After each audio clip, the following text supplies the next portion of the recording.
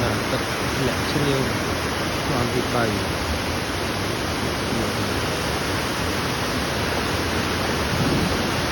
េះជាទឹកលាក់ជ្រាវជាន់ទី3បាទ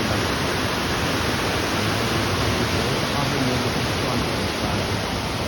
នេះជាជ្រាវមានមកដាក់នេះបើសិនជាបងប្អូនមកលេងជ្រាវអីចង់អូបាយអីហូបបាយហូបអីកំងនេះយើងចាស់តូបនេះចាស់តូបលក់នេះហើយចង់កំងអីវាលក់មានលក់មាន់មានបាយមានលក់ទឹកសុទ្ធហើយចំណាប់កូនហ្នឹងពេលគេកំងអីវាចុះទៅក្រោមចុះអីហើយយកអីឲ្យភ្ញៀវអីគ្រប់បែបយ៉ាងមានមាន់មានបាយមានទឹកមានអីវាឡើងចុះហូតកូននឹងឃើញអញ្ចឹងឆ្លាតណាហើយវាអាសាទៀត